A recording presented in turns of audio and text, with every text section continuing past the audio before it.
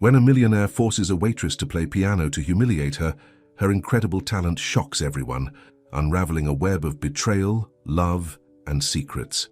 As passions ignite and justice beckons, will love compose the ultimate redemption?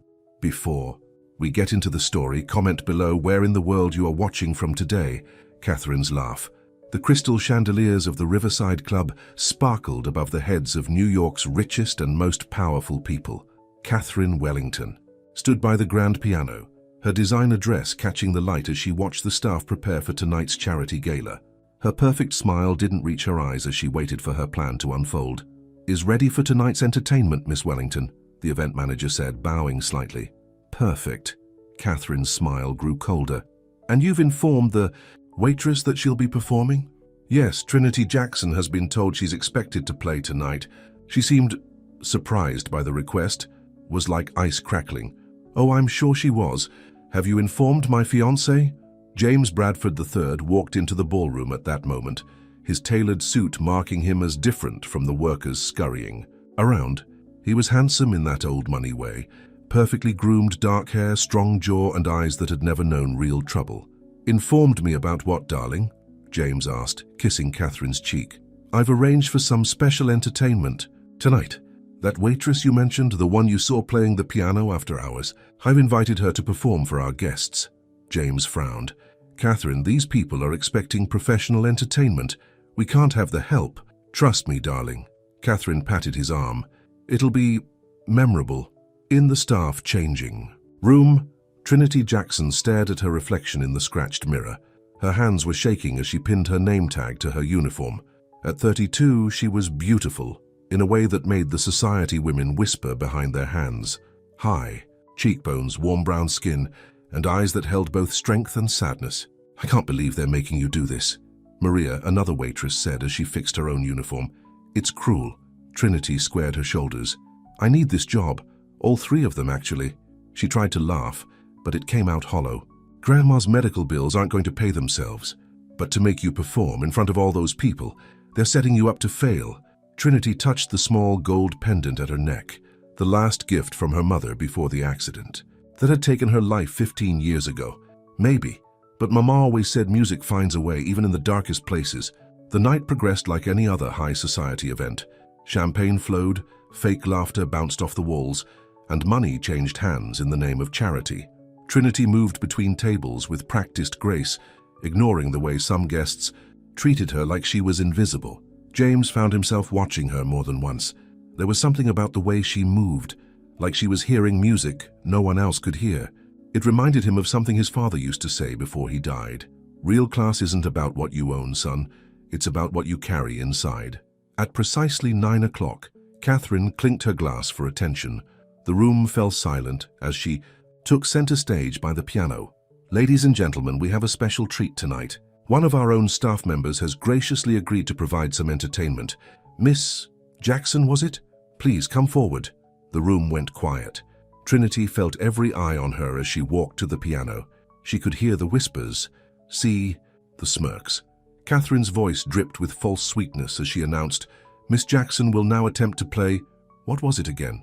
Chopin. Trinity sat at the piano.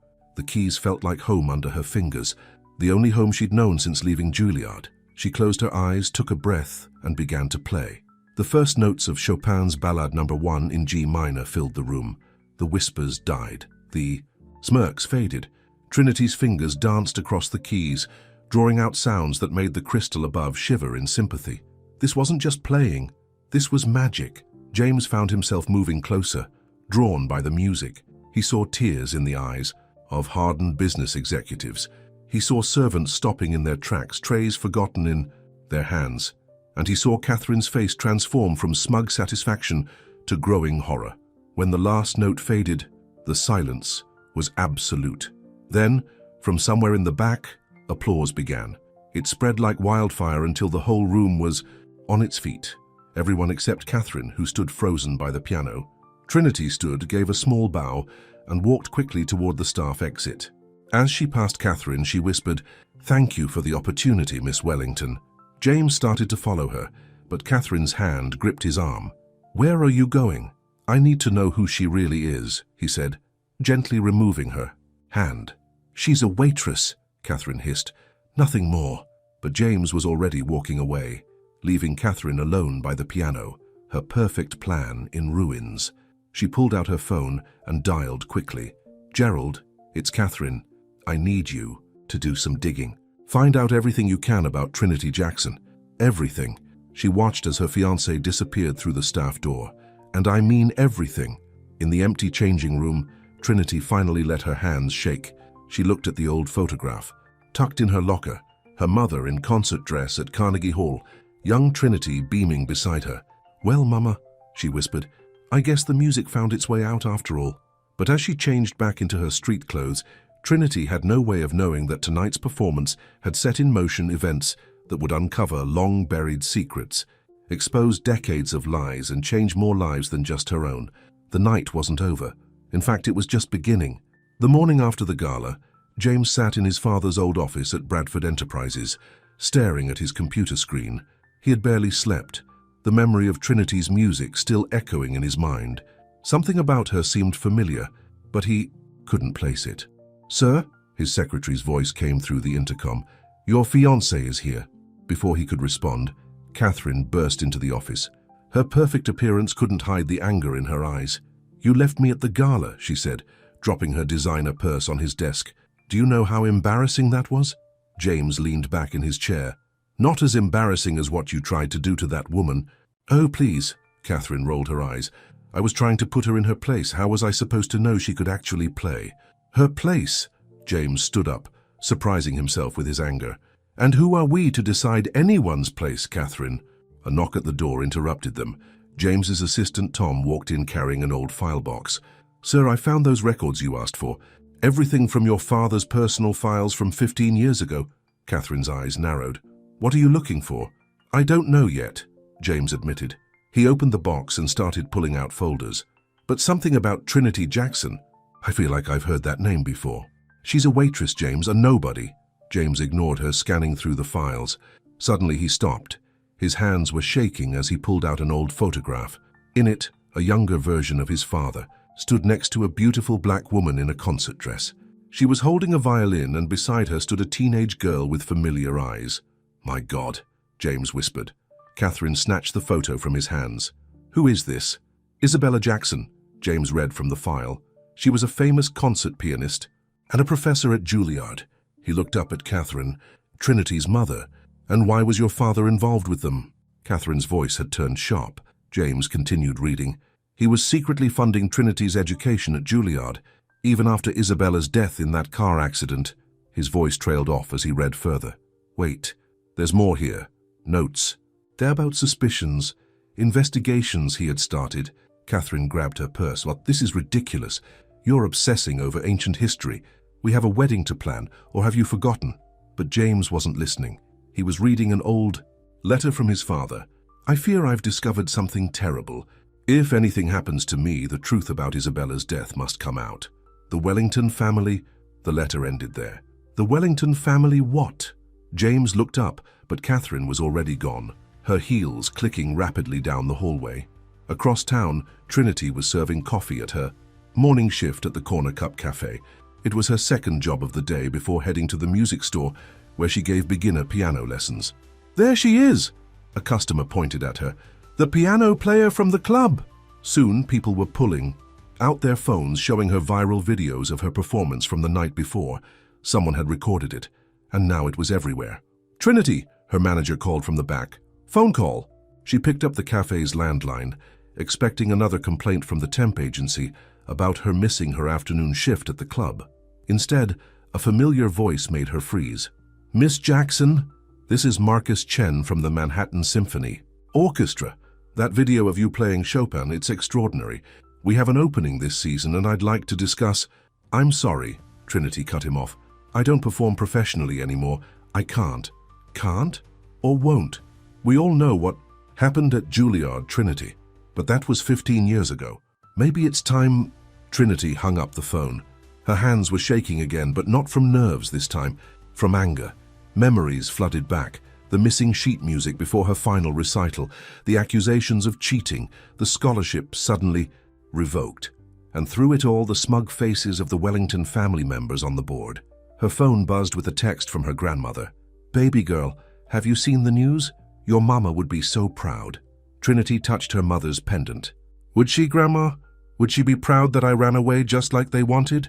Another text came through, this one from an unknown number. "Miss Jackson, this is James Bradford. We need to talk. It's about your mother." Trinity stared at her phone for a long moment. Finally, she typed back, "I'm working until 8. The response came immediately. "I'll wait." Meanwhile, in a luxurious office across town, Catherine sat across from an elderly man with cold eyes. "Daddy," she said, her voice trembling, "we have a problem. James is looking into Isabella Jackson's death." Gerald Wellington put down his golf club. "After all these years? Why?" "Her daughter. She works at the club. She played last night. And now James is obsessing over some old files his father left." Gerald's face hardened. "That family has caused us enough trouble. Isabella wouldn't listen to reason, and look what happened to her.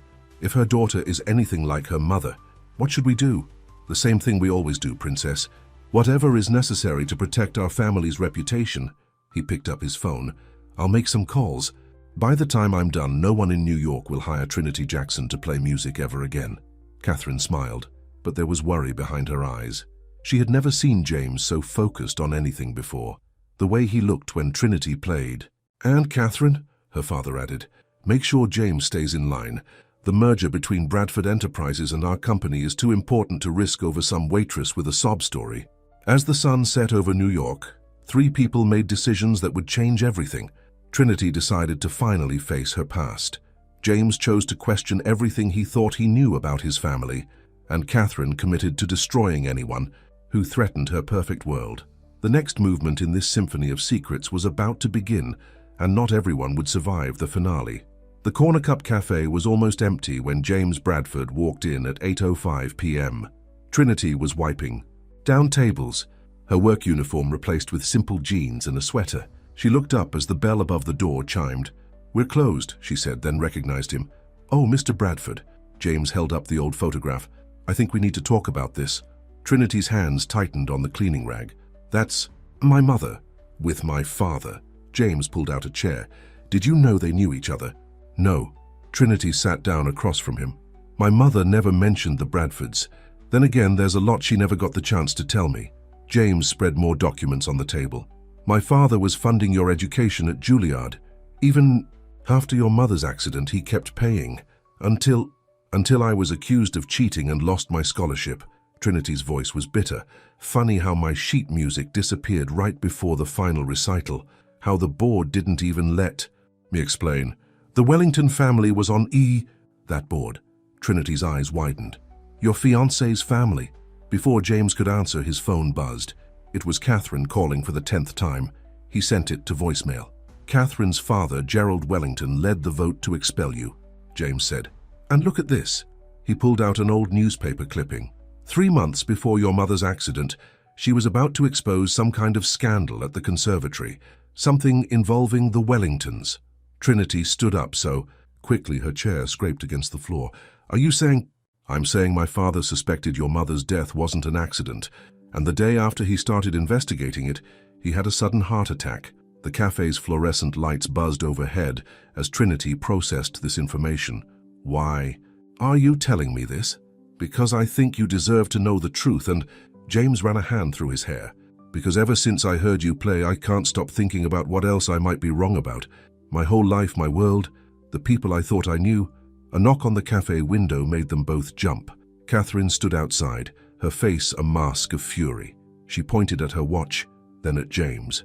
"You should go," Trinity said. "Your fiancé's waiting.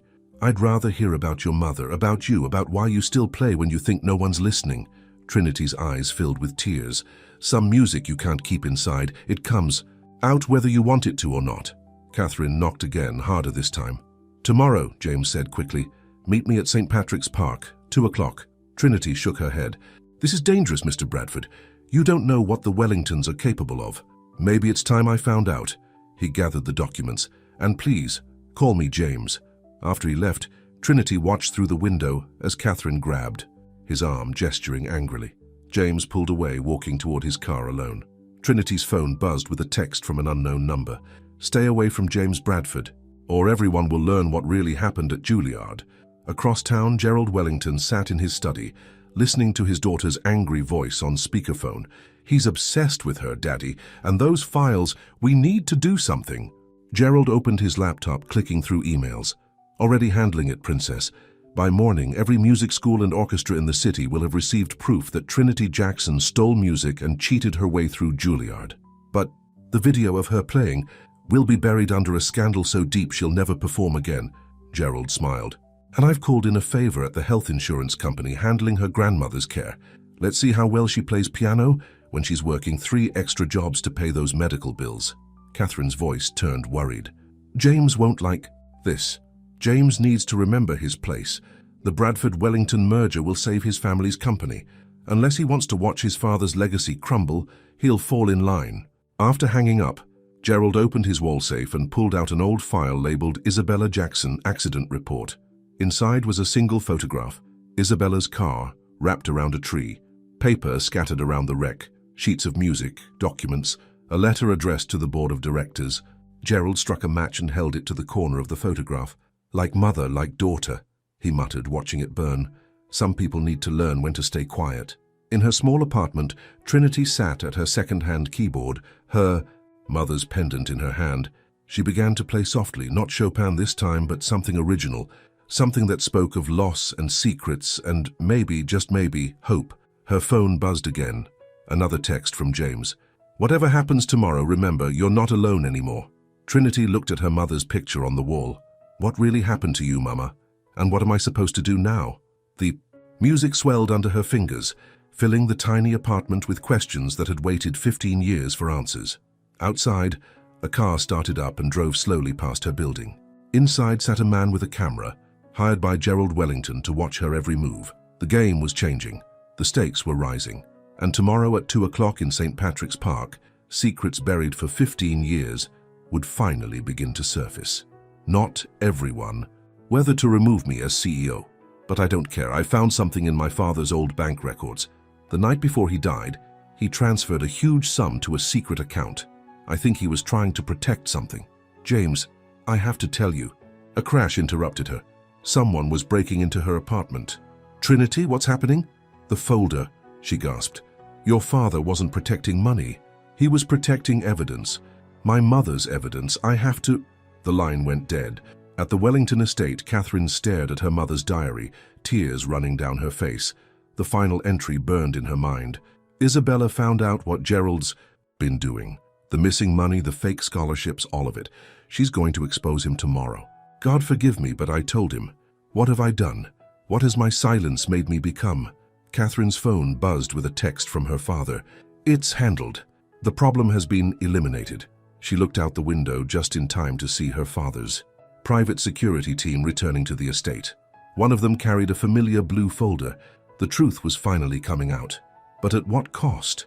And who would be left standing when the music stopped? James Bradford ran up the stairs of Trinity's apartment building, taking them 2 at a time. His heart was pounding, but not from the climb. The phone call's sudden end, the sound of breaking glass. Every second felt like an eternity. When he reached her floor, the door to her apartment was wide open. Inside, the place had been ransacked. Sheet music was scattered everywhere, furniture overturned. "Trinity!" he called out. A noise came from the bedroom. James rushed in to find Trinity sitting on the floor, holding an empty folder. Her lip was bleeding. "They took everything," she whispered. "All of Mum's evidence, it's gone." James pulled out his phone. "I'm calling the police." "No." Trinity grabbed his arm. "Your father died after he got involved. My mother died trying to expose the truth. I won't let anything happen to you too." "You're bleeding," James said softly, touching her face. "It's nothing," but her hands were shaking. "Your board meeting. What happened?" James sat next to her on the floor. "They showed surveillance photos of us meeting. Fake bank records suggesting I was paying you to make up stories about the Wellingtons. Tomorrow they vote on removing me as CEO. This is all my fault." "No." James took her hand. "This is about right and wrong. My father knew it. Your mother died for it." Trinity's phone buzzed. It was a text from her grandmother's nursing home. "Payment overdue. Patient transfer scheduled for tomorrow to state facility." "No, no, no." Trinity grabbed her purse. "I have to get to the bank. They can't move her." She needs specialized care. Let me help. Haven't you lost enough already? Trinity's eyes filled with tears. Just stay away from me, James. Please. She ran out, leaving James alone in the destroyed apartment. His phone rang. Catherine. The vote's been moved up, she said. 1 hour. If you're not there, you lose everything. James looked down at Trinity's scattered sheet music. One page caught his eye. An original composition. The title read, "For Catherine, my dearest friend, who taught me music could change the world." Meanwhile, at the Wellington estate, Catherine sat in her mother's old music room, reading the diary's final pages. Her hands trembled as her mother's words revealed the horrible truth. Isabella wasn't just going to expose the financial fraud, she read. She discovered that students who threatened to talk were having accidents. 3 deaths, made to look natural. Gerald said it was necessary, that the conservatory's reputation was worth any price, but Isabella has proof. Tomorrow she'll... The entry ended there. Catherine turned the page and gasped. Tucked inside was a small newspaper clipping about a fatal car accident.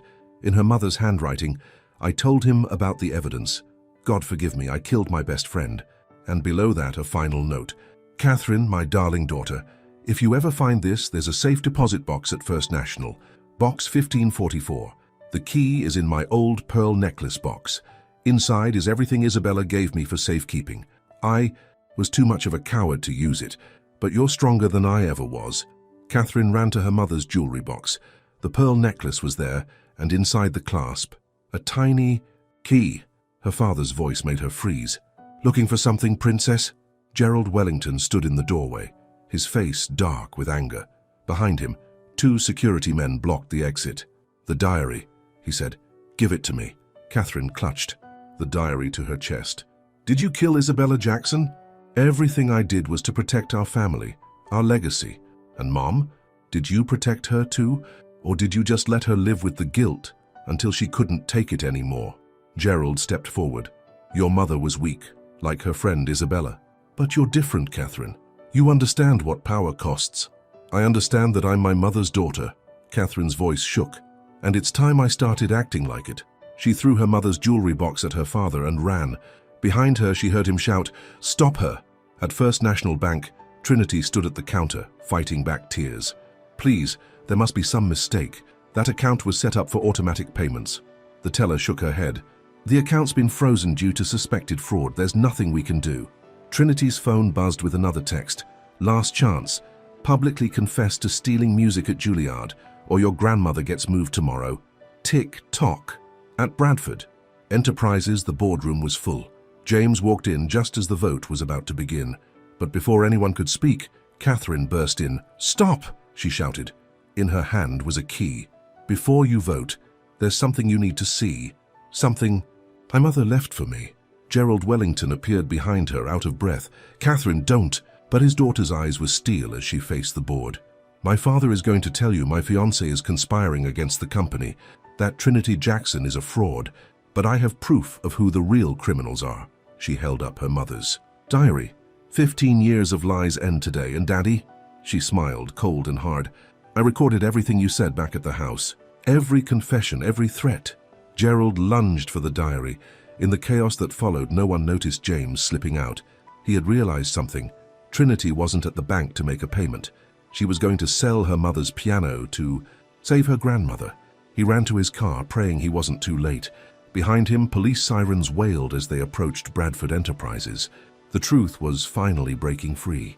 But truth comes with a price, and not everyone would survive its revelation. Trinity stood in Morgan's music shop, fighting back tears as old Mr. Morgan examined her mother's piano. The beautiful instrument had been the one thing she'd kept through all the hard times. But now, "It's a magnificent piece," Mr. Morgan said. "A genuine Steinway from the Golden Age. In perfect condition, too." He wrote a number on a piece of paper. "This is my offer." Trinity's hands shook as she looked at the amount. It would be enough to pay for 6 months of her grandmother's care. 6 months to figure something out. "I'll take it," she whispered. The shop's bell jingled as someone rushed in. "Trinity, stop!" She turned to see James, out of breath from running. "How did you find me?" "Your neighbor said you had movers coming for the piano. It wasn't hard to guess where you'd go." He looked at Mr. Morgan. "Whatever she's selling it for, I'll pay double." "No." Trinity stepped between them. I don't want your money, James. Then take your mother's evidence to the police. Catherine just exposed everything at the board meeting. Gerald Wellington is being arrested right now. Trinity's phone buzzed. It was a text from an unknown number with a video attachment. When she played it, her blood ran cold. The video showed her grandmother's nursing home room. A man's voice said, "One call, make sure she gets her medication tonight or doesn't. Your choice." Oh God, Trinity swayed on her feet. James caught her arm. "What is it?" She showed him the video. "They'll kill her, James, just like they killed my mother. Like they killed your father." Her voice broke. "I have to do what they want. I have to confess to stealing the music." Meanwhile, at Bradford Enterprises, chaos erupted in the boardroom. Police officers were reading Gerald Wellington his rights, while Catherine stood trembling, still holding her mother's diary. "You don't understand what you've done," Gerald snarled at his daughter as they handcuffed him. "The evidence in that safe deposit box, it doesn't just implicate me. The whole board was involved. The conservatory, the company, everything." Catherine looked at the shocked faces of the board members. "Is that true? Did you all know?" One by one, they looked away. Only Thomas Chen, the oldest member, spoke up. "We thought we were protecting the institution. The scandal would have destroyed everything." 3 students died. Catherine's voice shook. "My mother killed herself from guilt. Isabella Jackson was murdered. And you call that protection?" Her phone rang. "James." "Catherine, they're threatening Trinity's grandmother. We need that." "Evidence now." Catherine clutched the safe deposit box key. "First National Bank, box 1544, everything's there. Meet us there. And Catherine, bring the police." But as Catherine turned to leave, Thomas Chen's voice stopped her. "Miss Wellington, there's something else you should know." He pulled out an old envelope. "The night Isabella Jackson died, she left this with me. Said if anything happened to her, I should make sure her daughter got it." Catherine grabbed the envelope. Inside was a letter and a small USB drive. The letter was in Isabella's handwriting. "My dearest Trinity, if you're reading this, something has happened to me. The evidence on this drive will expose everything, but that's not what matters most. What matters is the music, our music, the pieces your father and I wrote together before he died, the ones that tell our real story. Remember what I taught you. Music always finds its way out, even in the darkest times. All my love, Mom." At the music shop, Trinity's phone rang. It was the nursing home. "Miss Jackson, there are men here asking about moving your grandmother. They have papers, but something seems wrong." Trinity grabbed James's arm. "We have to get to the nursing home, now." "No," James said firmly. "We go to the bank first. Get the evidence. End this once and for all." "But my grandmother—" "I already called my head of security. A team's on their way to protect her. Trust me, Trinity, please." Their eyes met. In that moment, something passed between them. Something that had been growing since that first night at the piano. Trinity nodded. "Okay, but Mr. Morgan?" She turned to the shop owner. "Hold that piano for me. I'm not selling my mother's legacy. Not today, not ever." As they rushed to James's car, police sirens wailed in the distance. At First National Bank, Catherine Wellington stood with 2 detectives, waiting. And in a nursing home across town, 2 men in dark suits approached the room of an elderly woman who was humming an old, familiar tune. The next hour would change everything. But first, they had to get to that safe deposit box. Before someone else did, Trinity touched her mother's pendant as James drove. "Mama always said music finds a way," she whispered. "I hope she was right, because right now we need a miracle." The marble lobby of First National Bank echoed with Catherine Wellington's heels as she paced, checking her watch again. 2 police detectives stood nearby, speaking quietly into their radios. "They should be here by now," Catherine said. She clutched her mother's diary tighter. "Something's wrong." Her phone buzzed. A text from an unknown number. "Like mother. Like daughter. Betraying the family. History repeats itself." At that moment, James's car screeched to a halt outside the bank. He and Trinity rushed in, out of breath. "Catherine," James called out, "did you get the box open?" "The bank manager's bringing the key now." Catherine handed Trinity the envelope from Thomas Chen. "But first, you need to see this. It's from your mother."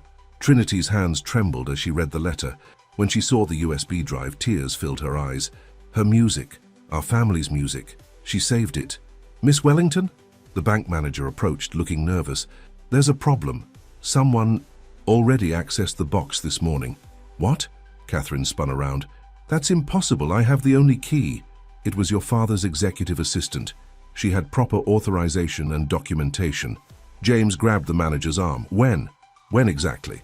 About an hour ago. She took everything. Trinity's phone rang. The nursing home. Her heart stopped when she heard screaming in the background. Miss Jackson. It was her grandmother's. Nurse. These men, they're trying to take her. Security's trying to stop them, but... The line went dead. We have to get to the nursing home, Trinity gasped. No, Catherine said firmly. That's what they want. To split us up. She turned to the detectives. Send units to the nursing home, now. Already done, one detective replied. But, we just got a report. Gerald Wellington's being transferred to central booking. The transport van was hijacked. He's escaped. James's phone lit up with a news alert. Breaking. Evidence of massive fraud at Wellington Enterprises. Board members implicated. Stock prices plummeting. The assistant, Catherine suddenly said. I know where she'd take the evidence. Daddy's hunting lodge upstate. It has a safe even I don't know the combination to. That's an hour away, James said. Not the way I drive. Catherine pulled out her car keys. But we need to move now. Trinity stood frozen, torn between her grandmother and the evidence that could finally reveal the truth about her mother's death. James took her hand. Trust my security team. They'll protect your grandmother. But this is our only chance. To expose everything. A shot rang out in the bank lobby. Everyone hit the floor as a security guard collapsed, clutching his arm. Through the glass doors, they saw Thomas Chen getting out of a black SUV, holding a gun. He's not alone, one detective warned, drawing his weapon. The back exit, the bank manager whispered, pointing to a service door. Through the employee area. Hurry! Catherine led them through a maze of back offices. Behind them they heard more shots, shouts, running feet. My car's in the alley, she said. They burst out into the narrow alley. Catherine's Mercedes sat idling, with Gerald Wellington in the driver's seat. Hello, Princess, he said calmly. Get in, all of you. More SUVs appeared, blocking both ends of the alley. Men in dark suits emerged, all armed. How? Catherine gasped. Did you really think I wouldn't have a backup plan? Gerald smiled. I've spent 30 years building contingencies. The evidence, the music, all of it ends today. The music, Trinity whispered. She pulled out her mother's USB drive. Gerald's eyes locked onto it. Give that to me now, or your grandmother won't live through the next hour. Trinity stepped forward, the drive in her outstretched hand. But as Gerald reached for it, she suddenly threw it to Catherine and tackled her father away from the car. Run, she screamed. James grabbed Catherine and pulled her toward a fire escape. Shots rang out as they climbed. Below, Trinity struggled with Gerald while chaos erupted in the alley. The hunting lodge, Catherine yelled as they reached the roof. No matter what happens, get to the lodge. Police sirens wailed in the distance, getting closer. On the street below, more shots were fired. And at a nursing home across town, an elderly woman was being rushed out a back door by James's security team, still humming her daughter's song. The truth was finally within reach, but the next few hours would determine who survived to tell it. Trinity watched James and Catherine disappear across the rooftops as her father's men grabbed her. In her head, she heard her mother's words. Music always finds its way out. She prayed it would be true, because right now, music wasn't just art, it was ammunition. Catherine's hands gripped the steering wheel as she sped down the dark mountain road, James beside her in the passenger seat. They had stolen a maintenance worker's truck from behind the bank, but they could hear the SUVs pursuing them. How much further to the lodge? James asked. 20 minutes. Catherine's voice shook. But they know these roads better than I do. They've been coming here for years to hide things. Her phone rang. Trinity's number. Put it on speaker, James said. Gerald Wellington's voice filled the car. Catherine, darling. Running away seems to run in the family, doesn't it? Just like your mother. Let Trinity go, Catherine demanded. Oh, I will. Right after she makes a public confession about stealing music at Juilliard, the press is already gathering. One little statement and this all goes away. They heard Trinity's voice in the background. Don't listen to him, the evidence. The sound of a slap cut her off. James grabbed the phone. If you hurt her, you'll what? Gerald laughed. Face it, James. You've lost your company. Catherine's lost her inheritance, and Miss Jackson she's about to lose everything. The line went dead. Wait, James said suddenly. Your father's at the bank with Trinity, so who's waiting at the lodge? Catherine's eyes widened. The assistant. She doesn't know what's really happening. If we can get to her first. Headlights flooded their rearview mirror. An SUV rammed them from behind. Hold on, Catherine shouted, swerving around a curve. Meanwhile, at the nursing home, Trinity's grandmother sat in the back of a secure medical transport van, surrounded by James's security team. Her nurse, Jenny, held her hand. "It's going to be okay, Mrs. Jackson," Jenny assured her. The old woman smiled. "Oh, I know it is. My Trinity's just like her mother, and Isabella never let the bullies win." The van's radio crackled. "All units, be advised, armed suspects approaching from the north entrance." Gunfire erupted outside. At the bank, Trinity sat in an office chair, surrounded by Gerald's men. Thomas Chen paced in front of her. "Your mother was going to ruin everything," he said. "The conservatory's reputation, our investments, decades of work." "You mean you're fraud?" Trinity spat. "How many talented students did you destroy? How many lives did you ruin?" "We built an institution," Thomas shouted. "Sometimes sacrifices must be made for greatness." Trinity laughed bitterly. "Greatness? You wouldn't know greatness if it sat down and played Chopin in front of you." Gerald Wellington entered, straightening his tie. "The press is here. Time for your confession, Miss Jackson." "And if I refuse?" Gerald held up his phone, showing a live feed of the nursing home under attack. "Your choice, but remember, accidents happen so easily in places like that." Trinity closed her eyes, remembering her mother's words in the letter. "Music always finds its way out." "Fine," she whispered. "I'll do it." At the hunting lodge, Catherine and James crept through the dark trees. Their stolen truck was hidden half a mile back after they'd managed to lose their pursuers. Light shone from one window. Through it, they could see Gerald's assistant, Susan, working at a laptop. "The safe's behind that painting," Catherine whispered. "But there's probably a guard." A twig snapped behind them. They spun to find a gun pointed at their heads. "Inside," the guard ordered. "Susan's been expecting you." In the lodge's study, Susan looked up from the laptop. Files and documents were spread across the desk. "You're too late," she said. "I'm already transferring everything to offshore accounts. Within an hour, there won't be a trace of the money or the evidence." "Why?" Catherine asked.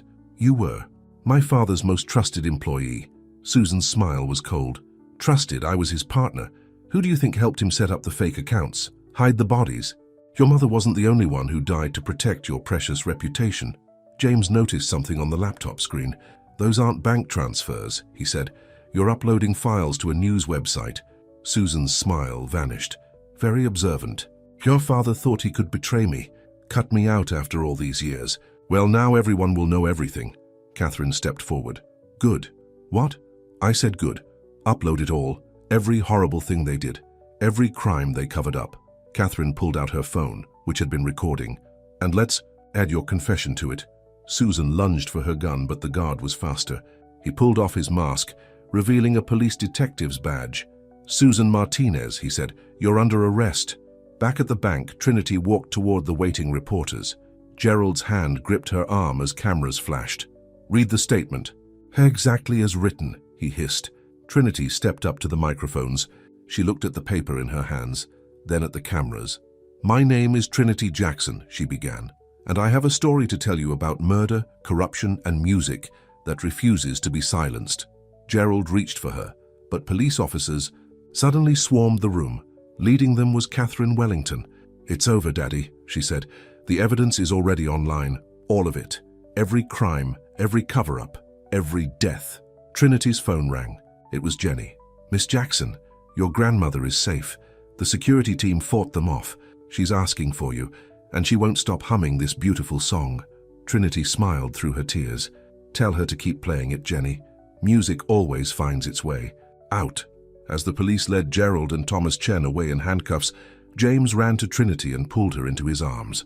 "I was so scared," he whispered. "I know," she touched his face.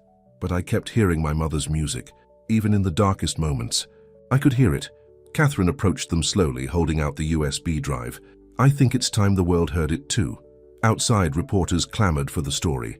Police sirens wailed, and somewhere in a secure medical facility, an old woman sat at a piano playing the song her daughter had written so many years ago. The truth was finally free, but the song wasn't over yet.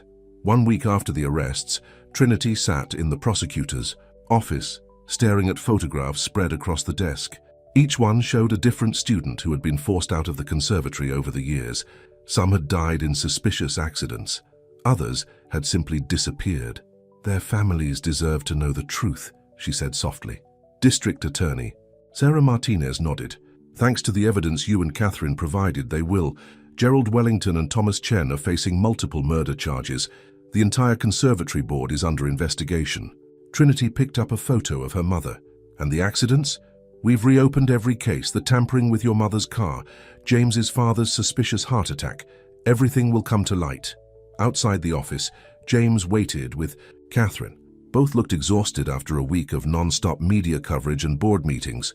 The shareholders want you back as CEO, Catherine told James. After everything that's come out about my father's corruption, they trust you to clean up the mess. What about you? James asked.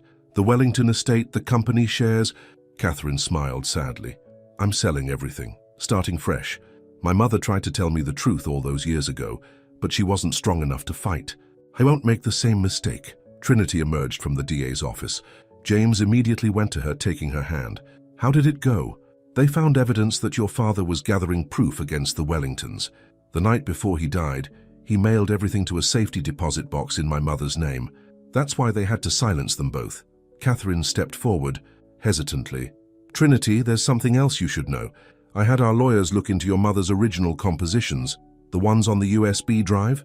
The copyrights were never properly transferred after her death. They still belong to you. Trinity's hand went to her mother's pendant. What are you saying?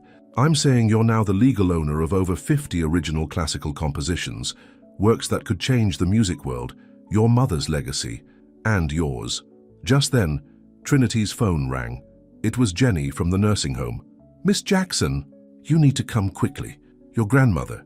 She's at the piano in the common room. She's playing one of your mother's songs. I've never heard anything like it. At the nursing home, they found a crowd gathered around the piano. Trinity's grandmother sat there, her fingers moving across the keys with surprising strength. The melody was hauntingly beautiful, a piece Trinity had never heard before. Mama used to play this when I was very small, her grandmother said, not stopping. She called it Catherine's Promise, wrote it for her best friend. Your mother, Catherine? Catherine's eyes filled with tears. I remember. Our mothers used to play together before my father, before everything changed. Trinity sat beside her grandmother on the piano bench. Together, they played the piece, the melody weaving between them like a conversation between past and present. James watched, mesmerized. It's incredible. It's more than that, Catherine said. It's evidence. This proves the music was original, that my father's claims about stolen compositions were lies. A nurse appeared with an envelope. Miss Jackson, this just arrived from Carnegie Hall. Trinity opened it with trembling hands. Dear Miss Jackson, she read, in light of recent events and the discovery of your mother's original works, we would like to invite you to perform a special concert, a tribute to Isabella Jackson and all the artists silenced by corruption and prejudice. Her grandmother squeezed her hand. It's time, baby girl. The music's been waiting long enough. That night, Trinity sat at her mother's piano in her apartment, now restored to its rightful place. James brought her tea as she sorted through the compositions on the USB drive. There's so many, she whispered. Each one tells a story about friendship, betrayal, love, justice. Like your mother knew what was coming, James said. She left you a roadmap in music. Trinity started to play one of the pieces. This one's called The Truth Will Ring. She wrote it the week before she died. As the music filled the apartment, Catherine appeared in the doorway. She held up her mother's diary. I found more letters, she said, between our mothers. They were planning to open their own music school, a place where talent mattered more than money or connections. Trinity's fingers stilled on the keys. Then, let's do it. What? Let's make their dream real. Your business experience, my music, we could create something beautiful from all this pain. Catherine sat down heavily. You'd want to work with me? After everything my family did? Your father's crimes aren't yours, Trinity said softly, just like your mother's silence isn't yours to carry. James touched Trinity's shoulder. The Bradford Foundation could help. It's time my family's money did some real good in the world.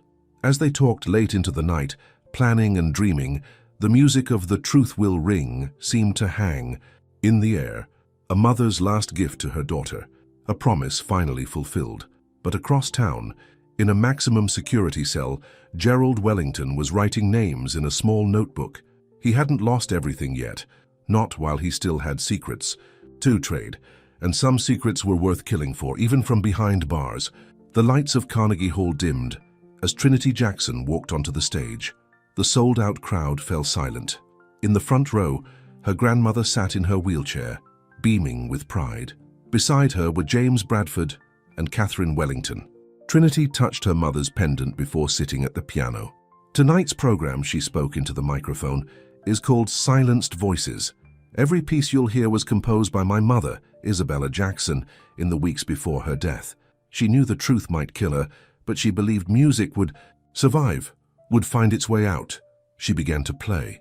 The melody started softly like a whisper, then grew stronger. In the audience, people wiped away tears as Isabella's music filled the hall for the first time. Backstage, police officers stood guard. Gerald Wellington had been making threats from prison, trying to bargain his way to a lighter sentence with promises of more revelations. But tonight wasn't about fear, it was about triumph. Catherine squeezed James's hand as Trinity played. "My mother would have loved this," she whispered. "Both our mothers would have." In the green room, photographs of all the students who had been silenced by the conservatory's corruption lined the walls. Their families had been given front row seats. Tonight was for them, too. As Trinity moved into the second piece, Catherine's Promise, Catherine stood up. She walked to the stage and sat at the second piano. The audience gasped as she began to play, her part weaving perfectly with Trinity's, just as their mothers had once done. James watched the two women play, remembering how far they'd come. The Bradford Wellington Music Academy would open next month, funded by both families' fortunes. Already hundreds of talented students had applied, knowing they would be judged only by their gifts, not their bank accounts. The music swelled to its peak. In her prison cell, Susan Martinez heard it on the radio and wept, finally understanding what she had helped destroy. In his maximum security cell, Gerald Wellington heard it too, and knew he had lost everything that ever mattered. Trinity and Catherine played the final notes together. The audience erupted in a standing ovation that lasted 15 minutes, but the real celebration came afterward in the small gathering backstage. "I have something for you both," Trinity's grandmother said. She handed Catherine and Trinity each an envelope. "I found these in your mother's old sheet music, Isabella. She wanted you to have them on the day music brought justice." The envelopes contained letters. Catherine read hers first, her mother's last words finally reaching her. "My dearest daughter, by now you know the truth. Know that I died because I couldn't live with the guilt of betraying my best friend. But you, my Catherine, you found the strength I never had. You chose truth over power, justice over privilege. I am so proud of the woman you've become. Love, Mom." Trinity's letter was from Isabella. "My darling girl, if you're reading this, then music has done what I always knew it would. Brought light to darkness, truth to lies. The compositions I left you aren't just songs. They're weapons against injustice, tools for change. Use them wisely. And remember, as long as there's music in your heart, I'm never truly gone. All my love forever, Mama." James wrapped his arms around Trinity as she cried. "Your mother would be so proud of you." "Of all of us," Catherine added. "We're going to change things. Make sure no talented student ever gets silenced again." Trinity's grandmother rolled her wheelchair forward. "And speaking of students, I think it's time you heard the last song Isabella wrote, the one she made me memorize the night before she died." Everyone gathered around the piano as the old woman began to play. The melody was unlike anything they'd heard, part lullaby, part battle cry, part love song, to a daughter who would one day finish what her mother started. She called it Tomorrow's Promise, as her grandmother said, because she knew someday you'd all be here making things right. As the song ended, James pulled out a small box. "Speaking of promises," he got down on one knee in front of Trinity. "I know it's been a crazy year, but through all the darkness and danger, one thing became perfectly clear. Music brought us together, but love made us strong." Catherine wiped away tears as Trinity said yes. Outside, fans still waited for autographs.